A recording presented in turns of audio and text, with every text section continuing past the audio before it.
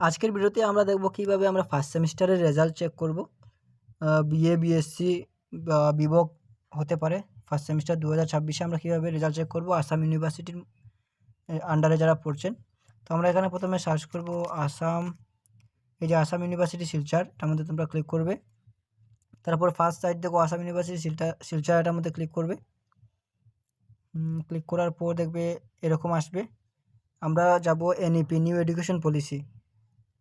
CBCS যারা 2020-এর আগে যারা স্টুডেন্ট তারা হলো সিবিসিএস। আমরা 2020 থেকে যাদের অ্যাডমিশন হয়েছে তারা এনইপির ক্যাটাগরির মধ্যে পড়বে, নিউ এডুকেশন পলিসির মধ্যে। তো আমরা সবাই ক্লিক করব এনইপিতে। তারপর দেখো এখানে কী আছে আমাদের স্টুডেন্টস লগ ইন। আমরা স্টুডেন্টস লগ ইনে যাবো।